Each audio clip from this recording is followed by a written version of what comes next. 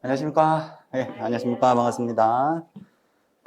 저는 이제 중개사법 강의하는 김상진이라고 합니다. 반갑습니다. 예. 우리가 이제, 다시 이제,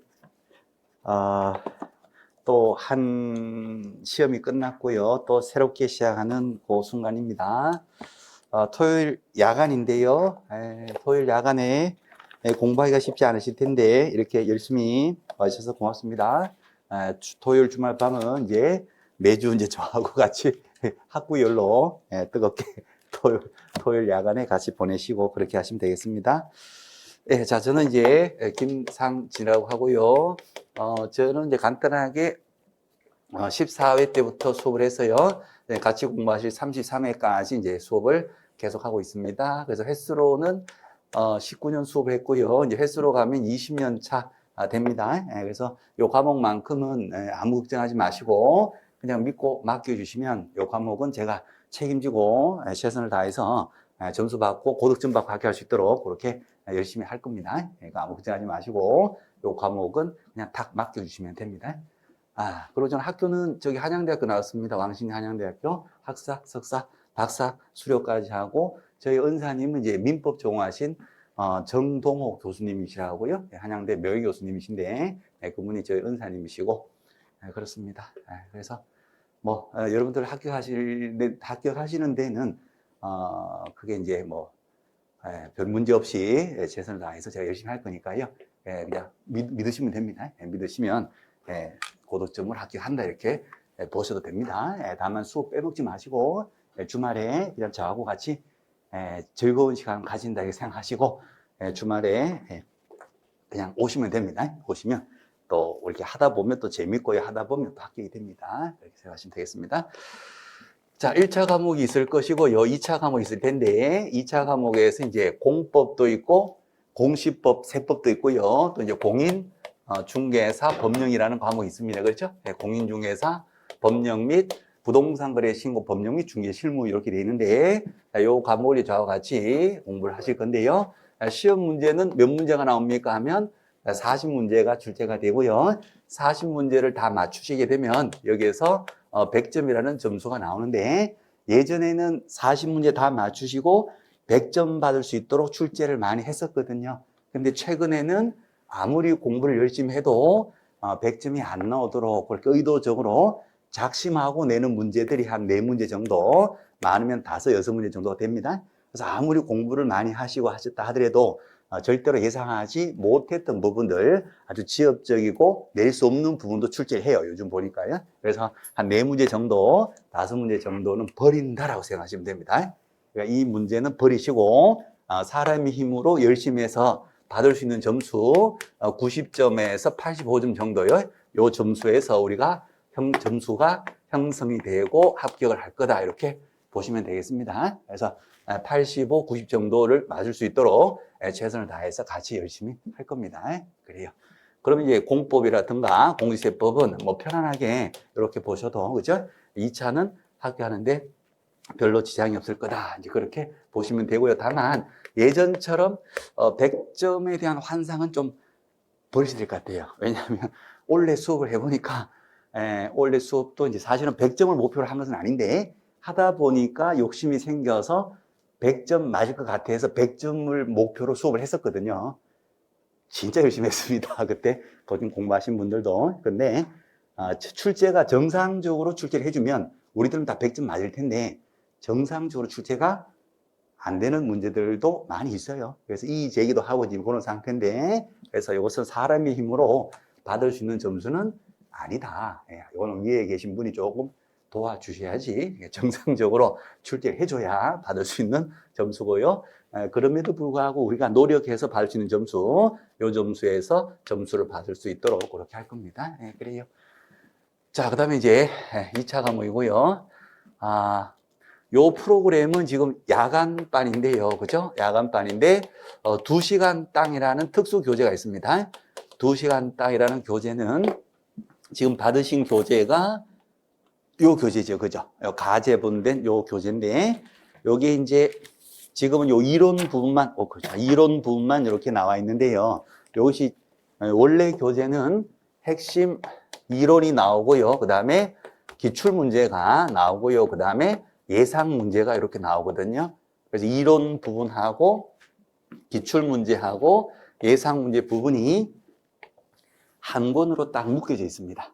그리고 중개사법은 뒷부분이 이제 서식이라든가 비교하는 지문까지, 비교 정리까지 이렇게 다 묶어져 있거든요. 요 중에서 이제 요 이런 부분만 지금 가제본의 형태로 지금 가지고 계신 거고요.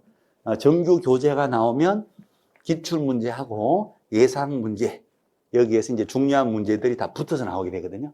그래서 요 2시간 땅 요 취지는 반복을 많이 하자, 이제 그 취지거든요. 반복을 해야지 점수가 나오는 것인데, 아무리 깊이 있게 열심히 해도 반복되지 않으면 기억에서 희미해져요. 희미해지게 되면 아무리 열심히 깊은 내용을 했다 하더라도 기억이 희미해진 상태에서 시험 보시면 점수가 잘 나오지를 않을 수가 있어요. 그래서 핵심 내용들 시험에 꼭 나오는 것들 한 4, 5문제 정도 버리시고, 나머지 내용들 시험에 꼭 나오는 내용들 테마 위주로 해서 이론하고 기출하고 예상 문제를 한꺼번에 이렇게 한 권으로 구성을 해서 이것을 계속 반복을 하자는 거예요. 반복을 하게 되면 기억력에서 생생하게 기억이 된 상태에서 이제 시험 보자는 거예요. 그렇게 되면 요 점수 받을 수 있다. 그러면 4문제를 버리면 90점 나오잖아요. 그죠? 요 4문제까지 100점을 다 받을 목표를 갖고 있는 게 아니에요. 그러면 4문제 부분은 여기에서 포함시킨다, 뺀다. 4개 나오면 어쩔 수 없는 거고, 그죠? 그래서 시험하고 별로 관계없는 것들, 하늘이 돕지 않으면 풀 수 없는 것들, 아무리 공부를 해도 맞출 수 없는 것들은 빼는 겁니다. 빼고 시험에 늘 나왔던 내용들, 시험에 꼭 나올 수 있는 내용들, 그런 걸로 해서 테마를 40개 잡은 거죠. 테마 40개 해서 여기에 대해서 이론하고 여기에 관련되는 기출하고 여기에 관련되는 예상 문제 이렇게 묶어서 단권화를 해서 한 권으로서 계속 반복을 해서 보자. 그런 취지가 됩니다. 그리고 수업 시간은 2시간 땅에 대해서 2시간만 하느냐? 그렇지는 않습니다. 다른 과목들은 2시간에 꼭 초점 맞추는 과목도 있는데 중개사법은 시간의 구애를 받지 않을 겁니다. 그래서 실제 수업은 야간반이니까 7시부터 해서요. 10시까지 또 10시 반까지요. 이렇게 3시간에서 3시간 반 사이 보통 한 3시간 정도 요거는 충분히 수업을 할 겁니다. 그러니까 2시간 땅이라서 2시간만 할 줄 알았는데 너는 왜 3시간 하느냐 이렇게 생각하지 마시고 오전반은 4시간을 해요. 그죠? 하지만 이제 야간반은 3시간에서 3시간 반 정도 그렇게 할 거니까 요 시간에 구애받지 마시고 요 테마하고 기출하고 예상 문제로 구성되는 이걸 계속 반복하는 데다가 초점을 두시면 됩니다. 오해하지 마시고 어떤 분은 하루에 2시간만 공부하면 됩니까? 저는 4시간 하고 싶은데 5시간 하고 싶은데 2시간 초과해서 공부하면 떨어집니까? 꼭 2시간만 해야 됩니까? 그거 아닙니다. 최소한 2시간 이상은 하자. 뭐 그런 취지고요. 또 하나 이제 또 말씀드려보면 오전 수업은 4시간 하거든요. 그 4시간 수업하는 거 하고요. 그 다음에 요 야간에 이제 2시간 수업하는 거예요. 요것을 중개사법은 진도를 같이 맞출 겁니다. 다른 과목들은 뭐 어떻게 하는지 모르겠는데요. 중개사법은 오전반하고 야간반의 진도를 거의 맞출 거예요. 그래서 혹시라도 야간반 들으시다가 저는 조금 더 깊이 있게 하고 싶어요. 또는요, 저는 추가해서 하고 싶어요. 저는 공부가 너무 좋아요. 그러면 요 오전반 수업을 참조하셔도 되고, 오전반 수업 들으시다가 저는 정리가 된 자료, 저는 정리를 조금 잘하고 싶어요. 그러면 야간반을 또 참조하셔도 됩니다. 이렇게 해서 이제 왔다 갔다 하시면서, 그죠? 요거하고 요거 같이 하시면, 이렇게 해봐야 몇 시간 돼요? 그렇죠. 6, 7, 8시간밖에 안 되잖아요. 그지? 하루는 몇 시간이다? 24시간이다. 그렇죠. 그러면 공부를 한 10시간 정도는 해야지. 그죠? 10시간 정도 하신다면 오전 야간 다 충분히 소화가 되겠죠. 그죠? 그래요. 24시간 중에서 한 20시간 공부하셔야 됩니다. 20시간은 공부하셔야 돼요. 그럼 잠은 언제 자느냐? 수험생이 뭐 잠을 잘 생각을 하고 계셔. 수험생은 자서는 안 돼요. 밥은 언제 먹느냐? 수험생이 밥을 뭘 학원에 밥 먹으러 옵니까? 어쨌거나 이제 수험 기간 해봐야 1년, 1년 11월 달. 그러니까 지금 딱 해봐야 12달 안 넘어요. 그죠? 1년 동안은 잠 좀 줄이시고, 식사 좀 건너뛰어도 죽지 않아요.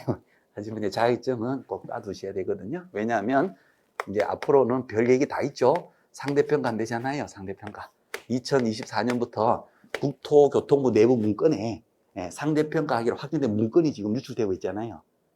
자, 그 정도 합시다. 어쨌든 상대평가 되면요, 24시간 중 20시간 공부해도 안 될 수도 있어요. 21시간 내지 22시간 해야 되고 그럴 수도 있습니다. 그러니까 앞으로 남은 시험 중에서는 올해 시험이 가장 쉬운 시험일 거다 하는 건 갈수록 굉장히 어려워질 거예요. 그래서 뭐 국가고시 수준, 사법고시 수준 이상으로 될 수도 있어요. 어쨌거나 그런 상황이 있다. 그렇게 생각하시고, 자, 그렇게 생각하시고 최대한 올해 꼭 자격증을 취득하는 쪽으로 그렇게 꼭 잡으셔야 됩니다. 그래요.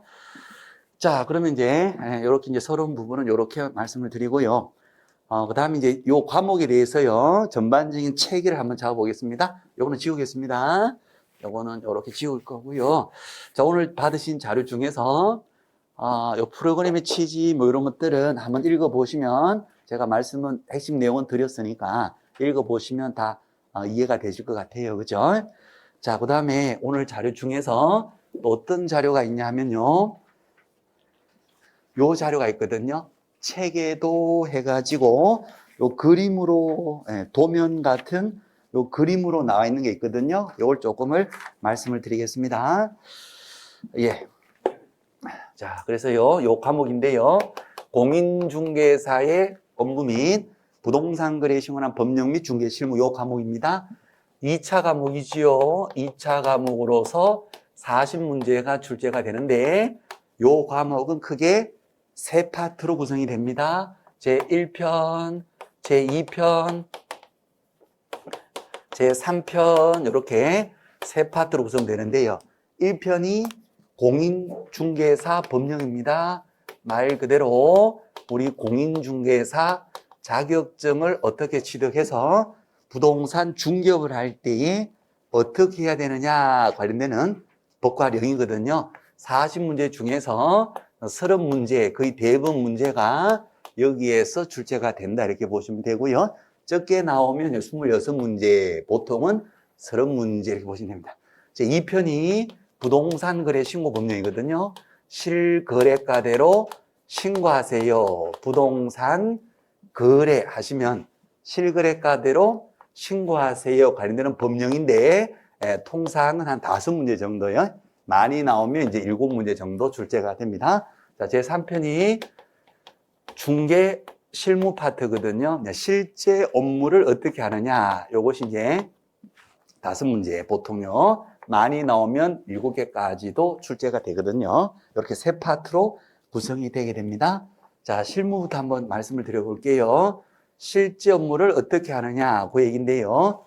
자, 중개 실무를 하기 위해서는 기본적으로 전문 자격증을 취득하시는데, 전문 자격증 취득하실 때 실무에 필요한 내용들을 시험 과목으로 다 공부를 하시고 우수한 성적을 합격하셔서 자격증을 받아요. 그죠? 그 자격증을 가지고 사무소 개설 등록을 해서 이제 중개업을 하거든요. 그러니까 실무에 필요한 내용들을 시험을 봐서 전문 자격증 취득하니까 이것은 실무 쪽은 민법이라든지 공법이라든지 부동산 학이라든지 공시법, 세법 이러한 내용들이 기본적으로 다 관련이 됩니다. 그래서 다른 과목들하고 다 종합적으로 관련되어서 실제 업무를 어떻게 하느냐 하는 내용들이 쭉 나오거든요. 자, 실무를 합니다. 중개 사무소가 있습니다. 사무소에 계시면 의뢰인이 찾아옵니다. 중개업을 하시는 부동산 전문가님요, 제가요 아파트를 하나 가지고 있는데 이 아파트를 팔고 싶어요. 팔아주세요. 매도를 의뢰를 하겠습니다. 그죠?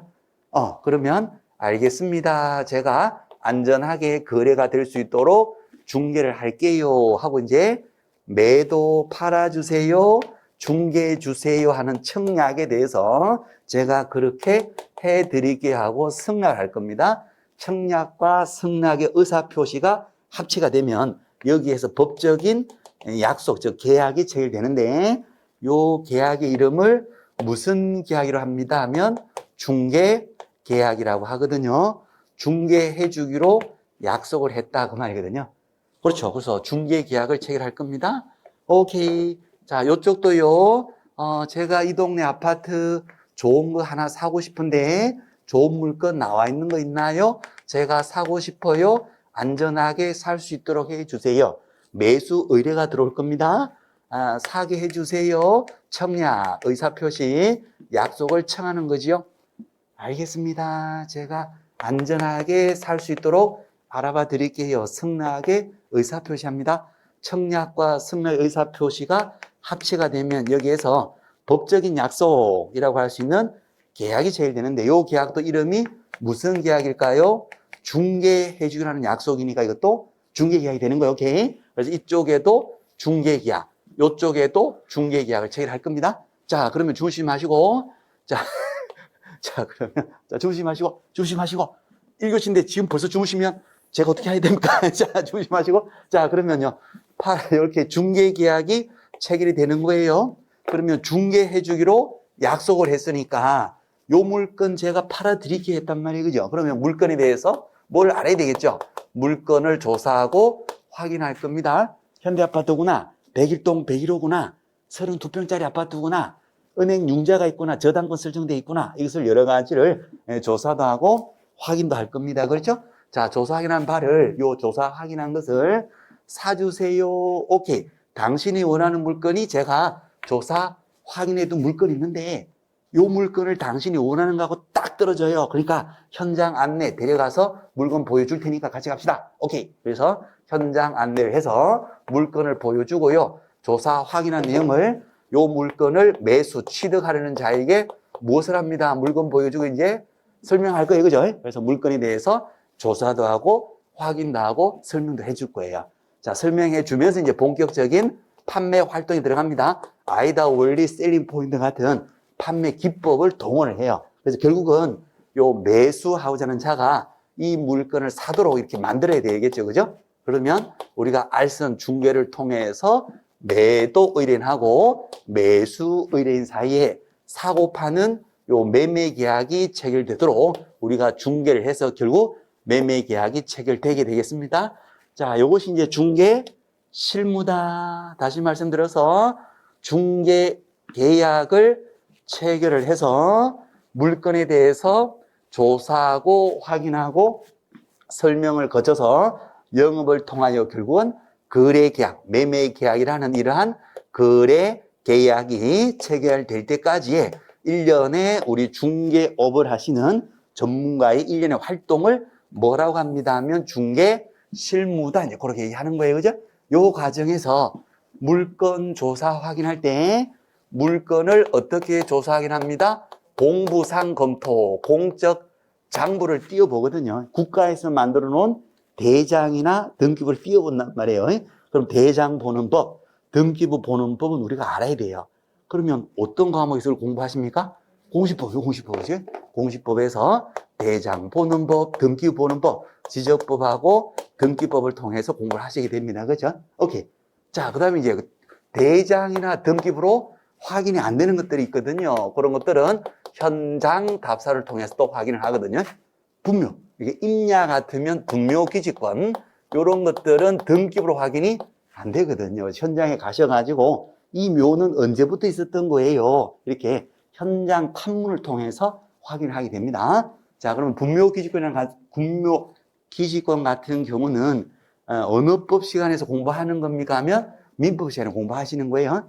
농지를 중개해요. 전답 과송 같은 농지를 중개할 때는 농지법을 또 알고 계셔야 되거든요. 농지법은 또 공법 시간에 공부하시는 것이고, 토지를 중개할 때 일종 전용 주지 땅을 제가 사면 아파트를 짓고 싶은데 5층 이상 아파트 지을 수 있나요? 지을 수가 없어요. 이렇게 또 설명을 해줘야 되거든요. 그럼 용도 지역 지구역에 따라서 그렇죠. 건축물 행위가 어디까지 건축 행위 할 수 있느냐, 그런 것들이 다 공법 시간에 또 공부를 하셔야 됩니다. 그렇게 돼요. 그죠?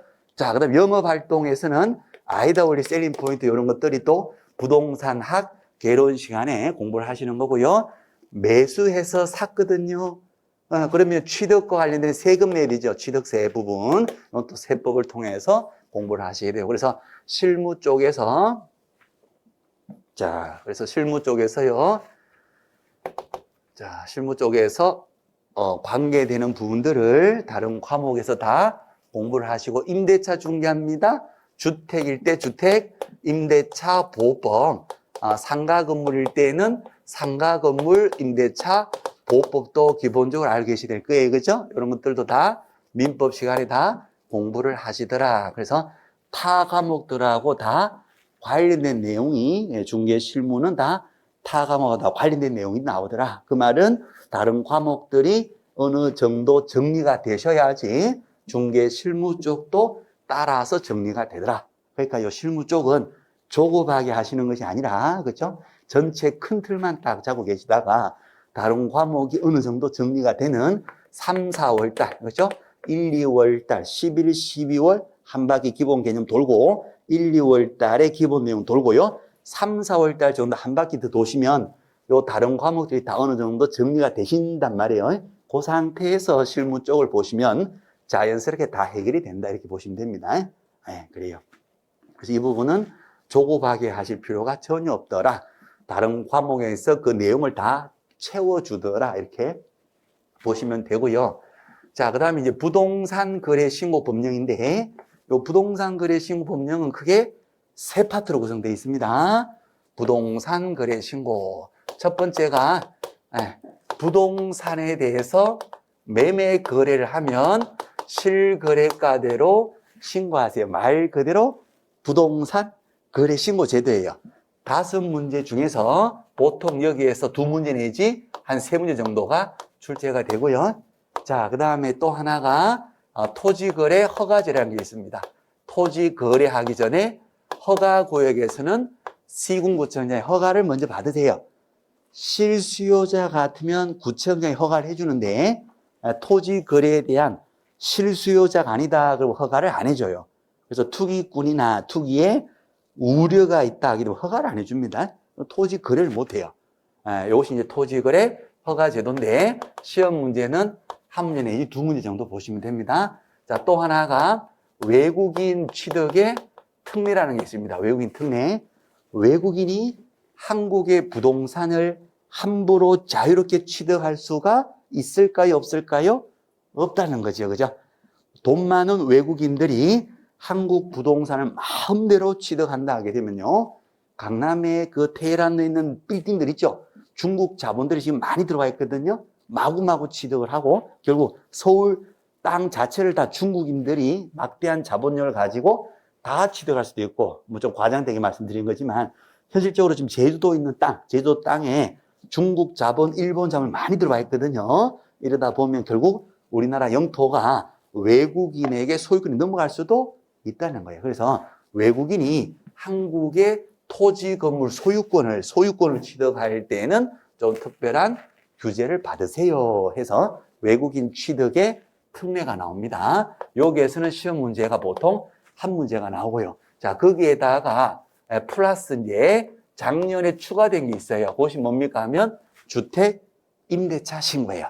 주택에 대해서요. 임대차가 됐을 때에도 이제는 신고를 하라 이 말이죠. 그죠?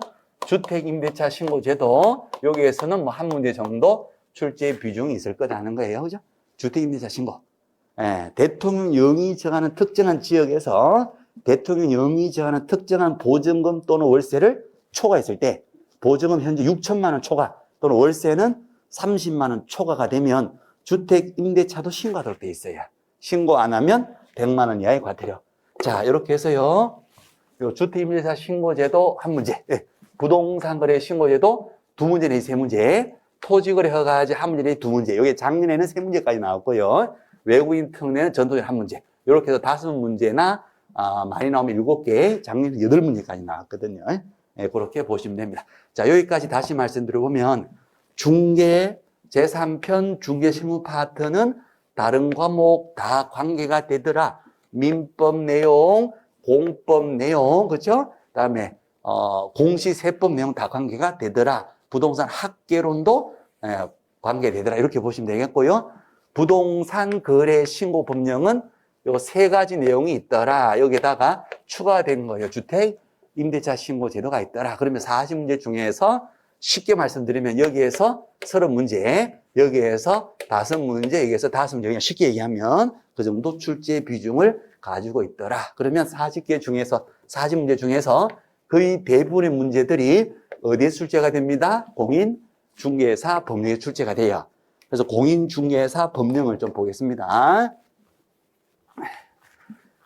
자, 이해되시죠? 그죠? 자, 그러면 이제 공인중개사 법령인데, 요거 조금 자세히 볼게요.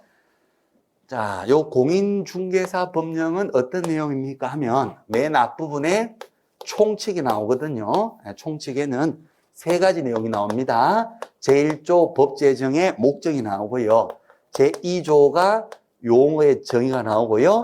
제3조가 중개 대상물이 나오는데 논리의 출발점은 제3조 중개 대상물입니다.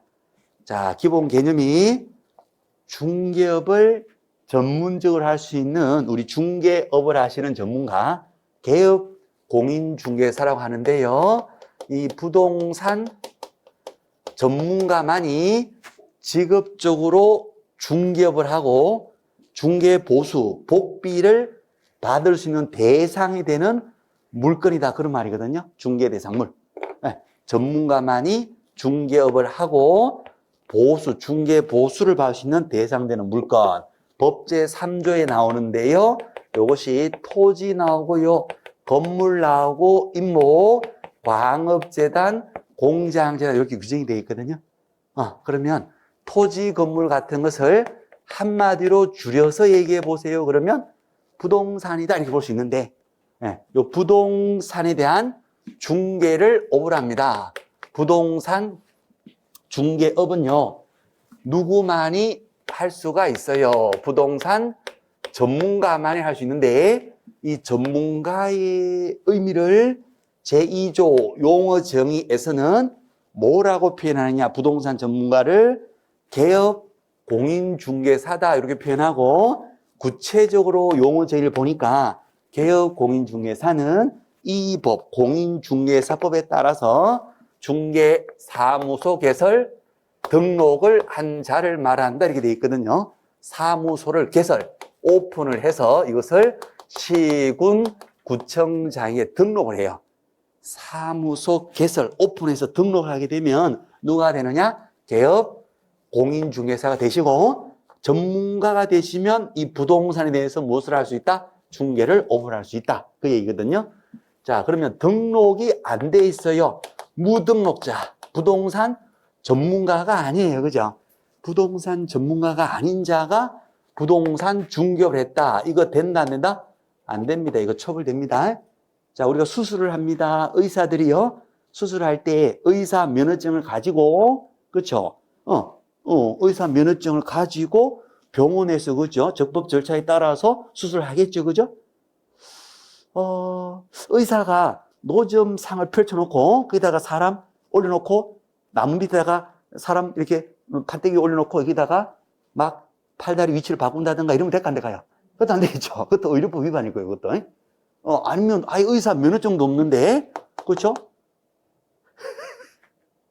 의사 면허증도 없는데, 쌍꺼풀을 올리고 돌려깎기 하다가 너무 많이 돌려가지고, 이제 돌렸다가 너무 많이 돌리니까 다시 붙여놓고 막 이렇게 할 수가 없잖아요. 그렇죠? 자, 마찬가지로 부동산 중개업은 부동산 전문가만 할 수 있는데, 부동산 전문가 등록한 자, 그럼 등록되어 있지 않은 불법 불합하는 부동산 중개업을 하시면 안 된다는 거죠. 했다면 3년 이하의 징역 또는 3천만 원의 벌금으로 처벌돼요. 3년 3천. 자, 그래서 등록한 개업 고의사만 할 수 있는데 이 등록을 어디 가서 합니다? 시군 구청장이 해요.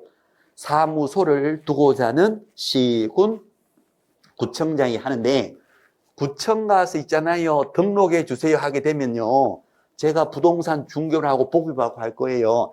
등록해 주세요. 그러면 아무나 등록을 해 줄까요? 등록에 일정한 전문 요건, 자격 요건을 갖춰야지 등록해 줄까요? 전문 자격 요건을 갖춰야 됩니다. 그렇죠? 그러면 그 중에서 가장 대표적인 자격이 뭘까요? 국가 공인 중개사 자격증이 있어야 되겠죠. 그죠? 전문 자격증이 있어야 되고, 또 교육을 하나 받으셔야 되는데, 그 교육이요, 실무 교육이라는 전문 교육이 있습니다. 시간은 28시간 이상 32시간 이하의 전문 교육을 받으셔야 됩니다. 그래서 전문 자격증도 취득하시고 전문 교육도 받으시고 사무소 건물도 얻어야지 등록을 할 수가 있고요. 이 요건을 다 갖춰도요, 등록이 안 되는 사람이 있어요. 그 사람을 등록의 결격 사유자라고 합니다. 등록할 수 있는 자격이 결여되어 있는 사유에 해당되는 자, 대표 선수가 미성년자 있어요. 미성년자, 19세 미만자. 미성년자는 시험 봐서요, 자격증은 취득할 수가 있거든요. 전문 교육도 받을 수 있고요, 사무소 건물도 얻을 수가 있거든요. 그런데 미성년 상태에서는 개업 공인중개사로 등록은 된다, 안 된다? 안 됩니다.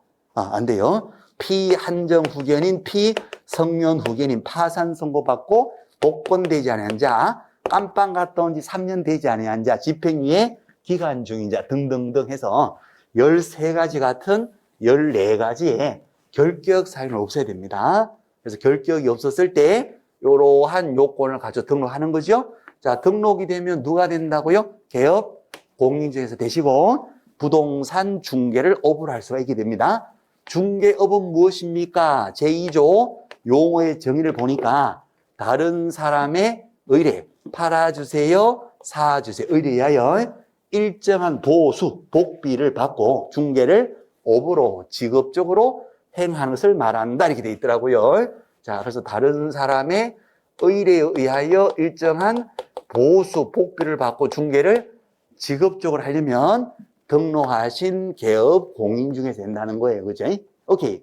자, 중개표란 또 설비를 갖춰요. 직원요, 직원. 인적 설비로서 직원을 두어야 될 의무는 없지만, 그 직원요, 고용인이라고 하거든요. 직원을 둘 수도 있겠어요. 그죠? 직원의 종류가 몇 종류가 있을까요? 직원 종류? 그쵸, 맞습니다. 남자 직원, 여자 직원. 오케이. 자격증이 있는 직원, 자격증이 없는 직원. 자격증 있는 직원을 제2조 용어의 정의에서 뭐라고 합니다 하면 소속 공인중개사라고 하거든요. 자격증을 가지고 공인중개사, 사무소 소속되어 있다 해서 자격증 있는 직원입니다. 소속 공인중개사. 자, 또 한 명 있는데 자격증이 없는 직원이에요. 자격증 없는 직원을 여기에서 용어 정의에서 뭐라고 합니다? 중개 보조원이라 하거든요. 보조원님이라 합니다. 보조원님. 자, 여기는 자격증이 없어요. 그럼 둘의 차이점이 있을 겁니다. 자, 어떠한 차이 있을까요?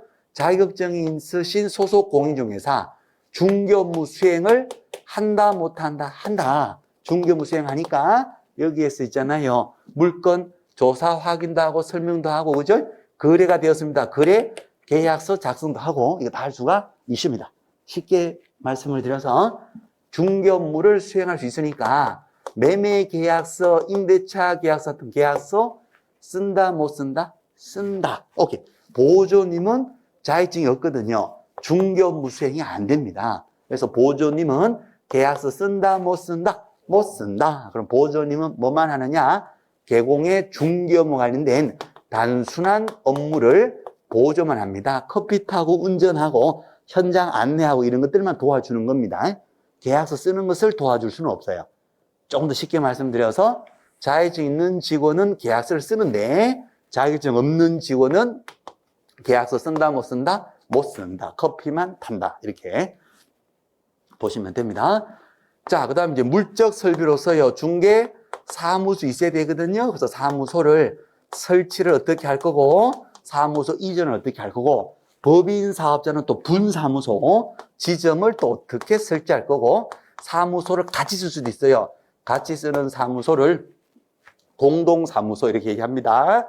자, 사무소 쉴 수도 있거든요. 휴업 신고하고 쉬시면 되고, 완전히 문 닫을래요 하시면 일주 하다가 완전히 문 닫을래요 그러면 무슨 신고하시면 됩니다? 폐업 신고하시면 됩니다. 폐업 신고하시면 더 이상 개업 공인중개사 아닌 거예요. 다시를 하겠습니다 하면 개업 공인중개사로 등록을 다시 하시면 돼요. 등록을 다시 하는 것을 재등록한다 하거든요. 다시 등록을 하시면 예전에 개업 공인자 지위를 또 그대로 승계해서 복귀를 시켜줍니다. 자, 어쨌든 이러한 내용들이요. 등록한 개업 공인중개사가 중개업을 하기 위해서 인적 설비, 물적 설비, 또 사무소에서 계약서 쓰시면 도장도요, 막도장을 찍어서는 안 되거든요. 인장도 등록을 하는 겁니다. 도장도 계약서 찍을 도장으로 미리 구청 가서 등록도 하시고 등록된 도장만 계약서 찍어주라. 인적, 물적 설비에 갖춰서 중개업을 한다. 이제 그렇게 보시면 되거든요. 중개업을 할 때 어떻게 해야 됩니까? 중개업 관련되는 여러 가지 의무하고 권리에 관한 내용들이 쭉 나오게 됩니다. 의무, 기본 윤리상의 의무, 중개계약상의 의무, 요 중개계약 체결될 때 어떻게 해야 되느냐? 물건에 대해서 조사 확인, 설명은 어떻게 하느냐? 거래계약서 작성은 어떻게 하고 설명했다는 증거로서 확인, 설명서라는 것을 또 작성하거든요. 그런 것들은 또 어떻게 작성하느냐 하는 것이 쭉 나오거든요.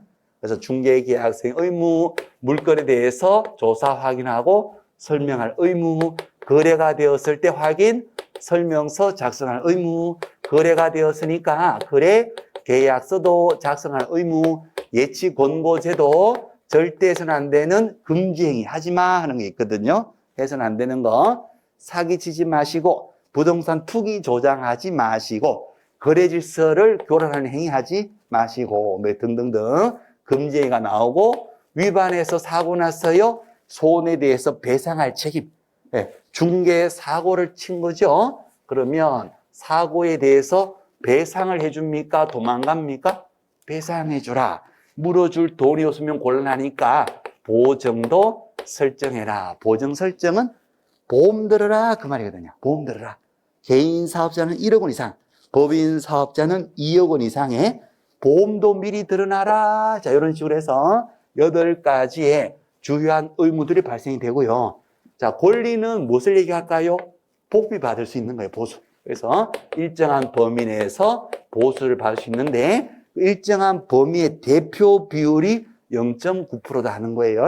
그래서 상가라든지 토지라든지 하게 되면 얼마까지 받을 수가 있습니다? 0.9%. 상가를 30억에 매매를 했거든요. 이것을 우리가 중개를 한 거예요. 30억짜리 상가를 중개를 했습니다. 복비는 얼마까지 받을 수가 있을까요? 그렇죠. 30억에 몇 퍼센트?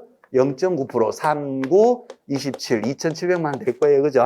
매도인한테도 2,700, 매수인한테도 2,700, 양쪽 다 받았다면 얼마가 됩니다? 5,400이 되는 거예요. 그죠?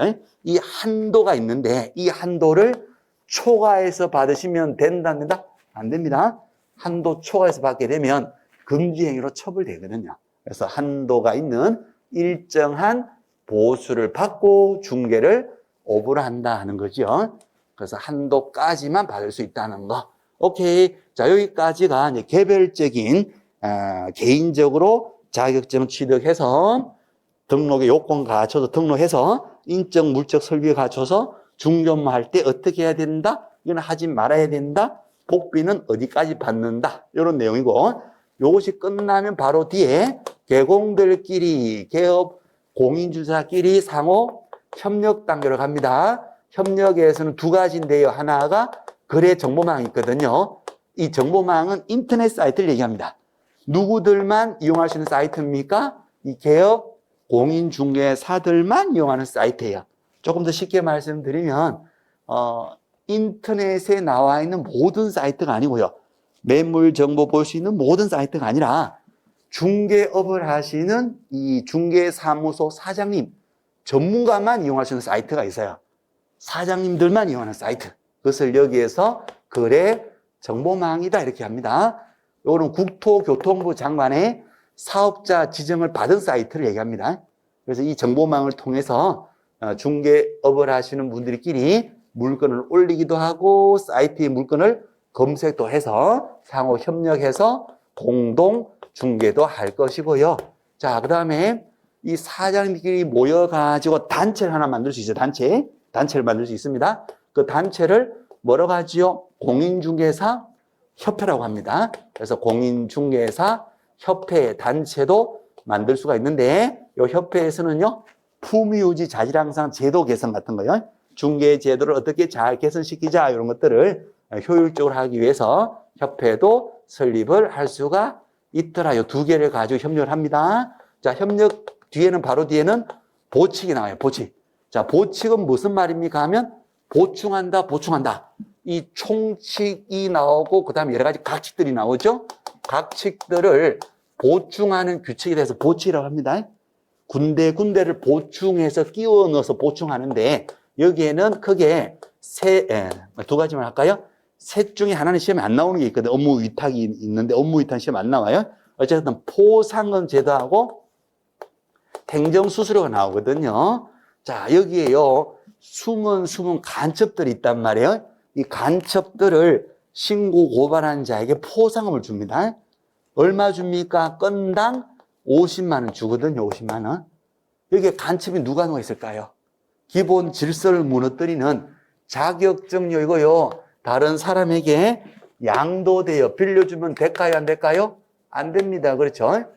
등록하고 받은 등록증도 돈 받고 빌려주면 안 되는 거예요. 자격증도 돈 받고 빌려주고 등록증도 돈 받고 빌려주고 그러면 기본 질서가 다 무너지죠. 민주적 사회 질서를 무너뜨리는 간첩하고 똑같단 말이에요. 그러니까 이 간첩을 신고 고발하는 자에게는 포상금 주는데 간첩이 어디에 다 숨어져 있거든요. 그래서 이제 군데를 보충한다 해서 이것을 보칙이다 이렇게 하고 행정수수료, 행정청에다가 뭔가 할 때 또 돈을 내는 경우 있습니다. 시험 볼 때 원섭이 낸다, 안 낸다? 낸다. 그렇죠? 등록할 때도 등록수수료 낸다. 분사무소 설치 신고할 때도 수수료 돈 낸다. 이런 식으로 군데 돈 내라는 경우가 지방자치단체 조례에 따라 6군데가 있어요. 그래서 이런 것이 보칙이 나오고 보칙 바로 뒤에는 마지막으로 이제 뭐가 나오느냐? 벌칙이 나온다. 벌칙. 법에 따라서 제대로 중개를 하지 않게 되면 어떻게 한다? 다 처벌합니다. 처벌하는데 어떻게 처벌합니까? 자, 이거 꼭 보셔야 됩니다. 이거 바로 하셔야 됩니다. 행정처분이라는 게 있습니다. 행정관청에서 하는 규제로서의 처분이 있어요. 어떤 처분이 있느냐? 취소 처분이 있고요. 또 하나가 정지 처분이 있습니다. 자, 이건 바로 하셔야 됩니다. 자격증을 빌려줬다. 그러면 이 자격증 한 500만 원 받고 1년 빌려줬다. 또 뭐 400만 원 받고 10달을 빌려줬다. 적발이 되면요. 꼬지른 자에는 돈 주잖아요. 보상금. 어쨌거나 이 적발되면 어떻게 된다? 이 자격증을요. 취소한다, 안 한다? 취소합니다. 자격증을 취소해버려요. 자격의 효력을 자격 취소 처분을 하게 됩니다. 자격증이 날아가 버려요. 취소. 날아가면 시험을 다시 보셔서 자격증을 새로 취득을 해야 되는데 몇 년간 시험을 못 본다? 3년간 시험 못 봐요. 자격이 취되면 3년간 시험 못 봅니다. 또 자격이 취되면 3년간 사무소에 일도 한다 못한다 당연히 일 못하는 겁니다. 그래서 자격 취소 처분이 있고 등록증을 빌려줬어요. 그럼 어떻게 된다? 등록이 취됩니다. 등록증 빌려주면 등록 취소. 등록이 취소되어도 몇 년간 일 못할까요? 3년간 일 못해요. 오케이. 그래서 취소 처분이라는 게 있고요. 정지 처분이 있어요. 이 소속 공인중개사가 중개 업무와 관련해서 일한 의무를 뭔가 위반해요. 그럼 소공이한테, 소속 공인중개사한테 있는 것이 뭐다? 자격 정지 처분이라는 게 있습니다. 자격 정지. 6개월 범위 내에서 정지할 수 있어요. 6개월 동안 예컨대 일하지 마 할 수가 있어요. 6개월 동안 일하지 마. 또 개업 공인중개사에 대해서는 뭐가 있느냐? 업무 정지가 있어요. 업무 정지. 6개월 동안 영업 정지다. 일하지 마라 이렇게. 그래서 취소 처분하고 정지 처분이 있고요. 그다음에 과태료가 있습니다. 과태료. 뭔가를 똑바로 하지 않았다. 게을리했다. 태만히 했다. 거기에 부과되는 돈이에요. 사무소 이전했거든요. 그럼 이전하면 뭐 한다? 이전 신고해야 돼요. 며칠 내에 신고합니다. 10일 내에 구청에다가 신고해야 되는데 신고를 안 했어요. 태만했는데 그래서 이거는 100만 원 이하의 과태료. 자, 우리 중개업을 하시는 개공이가 그죠? 물건 설명할 때는 어떻게 설명한다? 근거 자료, 대장이나 등기부 같은 걸 반드시 제시하고 성실하고 정확하게 설명해야 되는데 물건 설명을 제대로 하지 않았다. 이때는 500만 원 이하의 과태료. 이런 식으로 해서요. 그 사유에 따라서 뭔가를 잘못했을 때는 취소 또는 뭔가를 잘못했을 때는 정지, 뭔가를 잘못했을 때는 100만 원 이하의 과태료, 또 뭔가를 잘못했을 때는 500의 과태료. 자, 마지막으로 형벌이 있어요. 형벌. 3년 이하의 징역 또는 3천만 원 이하의 벌금요. 징역이나 벌금을 받기도 합니다. 또 하나가 1년 이하의 징역 또는 1천만 원 이하의 벌금이 있어요. 자, 자격증을 빌려줬죠. 자격 취소 처분에다가 형벌이 있어요. 어디로 간다? 1년 1천이에요. 그래서 빌려주고 받은 자는 둘 다 1년 이하의 징역 또는 1천만 원 이하의 벌금의 대상이 됩니다. 징역, 벌금은 누가 때릴까요, 이거는요? 옆집 아저씨가 때립니까? 판사가 때립니까? 판사, 그지? 판사가. 취소 정지 처분은 누가 때려요? 행정관청에서 때려요. 시도지사 등 시군구청장, 이렇게. 과태료도 시도지사 또는 시군구청에서 때리는데, 징역, 벌금은 판사가 때립니다. 재판소에서. 그래서 징역이나 벌금 먹게 되면 그때는 형사상으로도 전과자가 되는 거예요. 그래서 사유에 따라서 어떨 때는 1년 1천, 어떨 때는 3년 3천 이런 식으로 해서 공인자법이 이렇게 구성이 되어 있습니다. 자, 다시 잠깐 말씀드려 볼게요. 맨 앞에는 총칙이 나오고요. 총체적 규칙, 가장 기본적인 내용들이 나오고, 그 다음에 각칙들이 쭉 나오고, 이 각칙을 보충하는 보칙도 있고요. 위반 시에 처벌한다는 벌칙도 있고 그렇습니다. 자, 이 각칙에서는 부동산 중개업을 하기 위해서 사무소 개설 등록을 해야 되는데, 등록하기 위한 요건이 있어요. 요건. 그렇죠? 전문 자격증, 전문 교육을 받고 건물을 얻고 결격이 없을 때 등록하는 거죠. 중개업을 하는데 중개업에 필요한 인적, 물적 설비를 갖추게 되고, 중개업무 수행할 때 법에 따라서 제대로 하셔야 되고, 위반하게 되면 어떻게 됩니다? 다 위반하면 다 처벌되더라. 이렇게 구조를 딱 잡으시면 됩니다. 자, 시험 문제가 40문제 중에서 거의 30문제, 대부분 문제 여기서 나오잖아요. 용어 정의에서 한 문제, 중개 대상물 한 문제, 공인중개사 시험제도 한 문제, 정책심의위원회라는 게 있는데 그게 따로 나오기도 하고 묶어서 그냥 하나 나오기도 하고요. 교육제도 한 문제, 등록하고 결격인데 등록, 결격 묶어서 한 2문제 정도, 그 다음에 요 개공, 사장님 관해서 한 문제, 직원 고용인 관해서 한 문제, 사무소 관해서 보통 한 2문제, 많으면 3문제, 4문제까지, 보통은 이제 2문제, 인장 관해서는 안 나올 수도 있지만 보통 한 문제, 그 다음에 휴폐업 신고관해서 한 문제, 그러니까 사실은 싹 다 나온다 보시면 되거든요. 여기서 중개계약, 일반 전속, 중개계약 관해서 한 문제, 물건 설명문 한 문제, 설명서 작성문 한 문제 내지 2문제, 거래계약서 한 문제. 어머나 다 나오네? 필기하다가 갑자기 화가 나는데, 그렇죠? 괜찮아요. 어쨌거나 요 구조가 계속 반복돼요. 반복되니까 지금 굳이 뭐 필기 안 하신다 하더라도 나중에는 다 그냥 자연스럽게 다 터득되거든요. 예치에도가 있는데 예치에도 나올 수도 있고 안 나올 수도 있고, 나온다면 한 문제, 금지행위 한 2문제 정도, 손배 책임도 한 2문제 정도, 한 문제 내지 2문제. 역시 작년에 3문제 나왔어. 3문제. 손해배상 책임이 특이하게 작년에 3문제. 권리 복비 관해서 한 문제 내지 2문제. 거래정보 사업자 한 문제, 협회 공제 한 문제 내지 2문제. 보칙에서 포상금 한 문제, 행정수조 단독 문제 나올 수도 있고 안 나올 수 있는데 나오면 한 문제. 행정소 벌칙 쪽에서는 4문제 내지 5문제 출제된다 보시면 되고, 작년에 6문제가 나왔어요. 6문제가 벌칙 쪽에서. 그래서 사유에 따라서 자격 취소 사유, 뭐 자격 정지 사유, 등록 취소, 업무적인 사유들, 그 작년에 막 그냥 다 물어봤습니다. 그렇습니다. 자, 어쨌든 요 벌칙 쪽에서 4문제 내지 5문제, 징역 벌금에서 1문제, 과태료 3문제, 요 행정 처분에서 2문제 내지 3문제 이렇게 보시면 됩니다.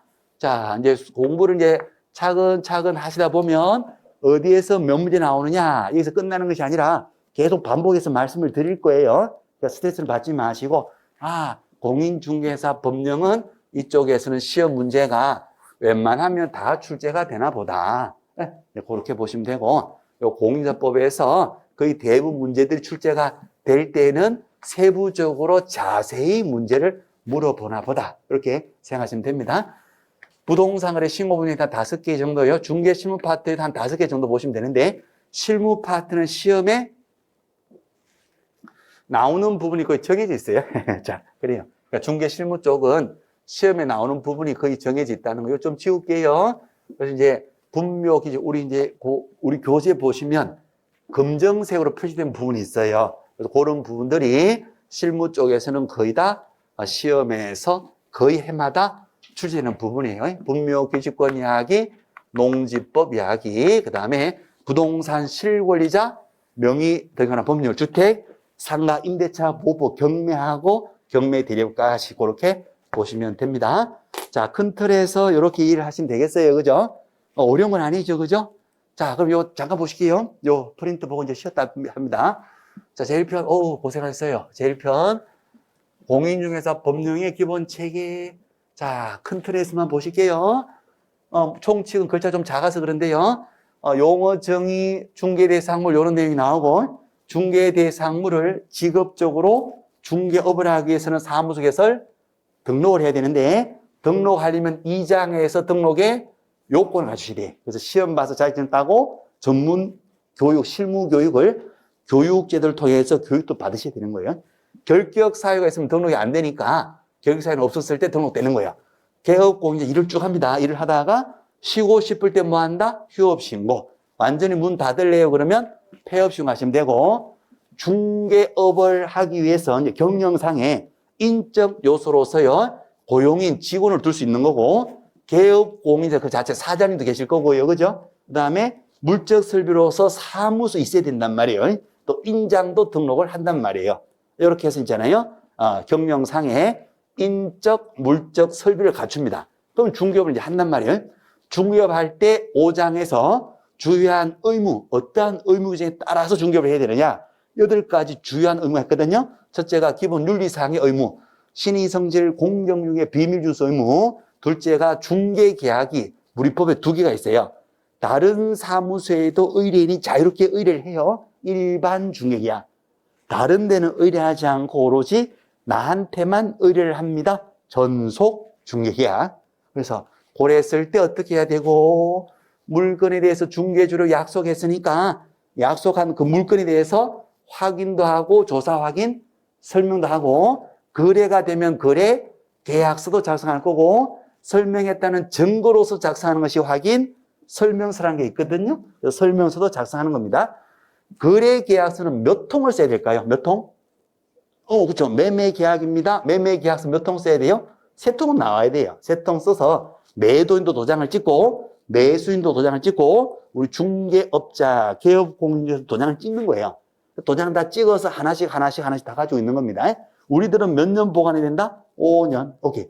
자, 마찬가지로 설명했다는 증거로서 확인 설명서도 작성하는데 이것도 몇 통 써야 됩니까? 3통 써서 매도인도 도장 찍고, 매수인도 도장 찍고, 우리 전문가, 개업공인에서 도장을 찍어요. 그래서 하나씩 갖고 있는 겁니다. 설명한 내용 그대로 설명서 기재를 하거든요. 그래서 제대로 설명한 건 맞습니다. 설명서 적고 도장을 받아놔요. 그러면 그 내용에 대해서는 매수 쪽이나 매도 쪽에서 소송을 제기할 수가 있다, 없다? 없다. 그죠? 이제 그렇게 되는 겁니다. 일단 그 개념만 개략적으로 그렇게 이해하시면 됩니다. 나중 가서 자세히 할 거니까 당연히. 그래서 이런 식으로 이제 계약서 작성 의무, 예치 공고 제도용 통과, 그다음에 여기 나오다. 금지행위, 절대로 해서는 안 되는 거 위반해서 사고 났어요. 그러면 손해배상할 책임, 배상 책임을 보장하기 위해서 미리 보험도 드세요. 이렇게 해서 8가지의 주요한 의무가 나오고, 오케이? 그다음에 권리로서는 6장 내용인데 뭐를 받을 수 있다? 중개, 보수, 복비 받을 수 있다는 거. 그래서 권리와 의무, 이거 끝나면 뭐가 나온다? 상호 협력 나와요. 정보망을 통해서, 인터넷을 통해서 정보를 주고받기도 하고, 단체, 협회를 만들어서 제도를 개선시키기도 하고 그렇습니다. 보칙 상호 협력 끝나면 바로 보칙 나와요. 그죠? 포상금 제도, 숨은 간첩들 신고하면 돈 준다. 행정수수료, 등록할 때 돈 내라, 시험 볼 때 돈 내라 등등등. 자, 보칙 바로 뒤에는 뭐가 나온다? 벌칙 나와요. 9장의 벌칙입니다. 벌칙. 그래서 법에 따라서 제대로 하지 않으면 다 처벌한다는 거. 단속도 하고 뭔가 위반했다. 행정상의 처분, 행정처분. 자격 취소 처분, 자격 정지 처분, 등록 취소 처분, 업무 정지 처분. 거래 정보, 사업자 할 때는 사업자 지정을 취소할 수도 있고 그렇습니다. 자, 그럼 제일 센 게 형벌입니다. 징역 벌금. 전과자가 되는 거예요, 이거는. 3년 이하의 징역 또는 3천 원 벌금, 1년 이하의 징역 또는 처벌 벌금. 그 다음에 약한 것이 과태료거든요. 100만 원 이하의 과태료, 500의 과태료 두 종류가 있다. 이렇게 돼요. 이런 식으로 이제 구조가 만들어집니다. 어렵지 않죠? 쉬운 거잖아요. 그죠? 간단한 구조입니다. 이 구조만 머릿속에 딱 담고 계셔도 공부가 굉장히 편안해집니다. 자, 제2편 부동산 거래 신고. 자, 쉬었다 할 거예요. 다 했어요. 부동산 거래 신고, 다음에 주택 임대차 신고, 토지 거래 허가제, 외국인 취득의 특례. 외국인은 더 많은 규제를 받으세요. 신고법도 시험 문제는 다 나온다 보시면 되고, 아까 1편의 공인중개사법도 모든 내용이 기본적으로 시험에 다 나온다라고 보시면 돼요. 그 다음에 중개실무 제3편인데, 제3편은 시험에 나오는 부분이 정해져 있어요, 얘는. 그래서 실무 쪽은 다른 과목들하고도 다 관계된다 했는데, 주로 나오는 것이 이제 시커멓게 이렇게 표시된 부분이에요, 그냥. 그렇습니다. 그래서 분묘 같은 거, 임야 같은 거 중개할 때 임야, 분묘와 관련된 분묘 기지권, 또 기본적으로 저희는 장사대행 법률, 농지도 중개 많이 하죠. 전답 과송 같은 거요. 공법에서 공부하신 내용들 이게 막 나오거든요. 그다음에 등기 특별조치법 등기부 시행하는 거, 실명으로 등기하세요. 다른 사람 이름을 빌려서 다른 사람 이름으로 명의를 받아놓으면 된다, 안 된다? 안 된다. 등기 명의는 실명으로 하세요. 부동산 실권리자 명의 등기하는 법률, 실명법이에요. 요거 어느 법 시간에 한다? 민법 시간에 하는 거예요. 요거는 등기법에서 하고 민법에서 하고, 주택 임대차 중개할 때 필요한 게 주택 임대차 보호 민법에서 하는 거고, 상가 건물 임대차 중개할 때 필요한 게 상가 건물 임대차 보호 이것도 민법에서 하는 거잖아요. 그죠? 그다음에 이제 마지막으로 이제 우리가 중개만 하는 것이 아니라 겸업으로, 겸해서 하는 겸업으로서 법원 경매 물건요. 요것도 우리가요, 경매 물건의 입찰을 대리할 수도 있거든요. 그래서 입찰 대리할 때는 지방법원장에게 대리업자로 또 등록을 하거든요. 이런 내용이 됩니다. 그래서 이 시커먼 부분요. 자, 정리하면 이렇습니다. 경매 쪽에서 한 문제, 경매 대리업에서 한 문제, 주택임대차 보호에서 한 문제, 상가 건물 임대 보호 한 문제. 이거는 기본적으로 딱 고정된 문제가 4문제다 이렇게 보시면 되고, 거기에다가 실명법 요즘 자꾸 나오거든요. 요거 한 문제. 그 다음 이쪽에서는 분묘기 장사법 하나, 농지법 하나인데, 요 세 파트에서는 싹 다 나올 수도 있고 싹 다 안 나올 수도 있고 그래요. 싹 다 나오게 되면 합이 7문제 될 거고, 요것이 안 나오고 셋 중에 하나만 나왔다 하게 되면 5문제 될 거고, 이거 싹 다 안 나오고 밑에 것만 나오면 4문제 나오고 끝낸 적도 있고 그래요. 그래서 실무 쪽은 시험에 나오는 부분이 거의 정해져 있다. 좀 편안하게 보시면 된다는 거예요. 자, 이렇게 해서요, 계략적으로 1, 2, 3편, 3편으로 구성되어 있다는 거, 이렇게 쭉 보신 거예요. 자, 그럼 10분만 쉬었다가요. 쉬었다가 이제 진도 이제 바로 들어가겠습니다. 자, 나머지 것들을 한번 읽어만 보시고, 쉬었다가 2시간 딱 요거요, 진도를 들어갈 거예요. 예. 자, 쉬었다 할게요. 예.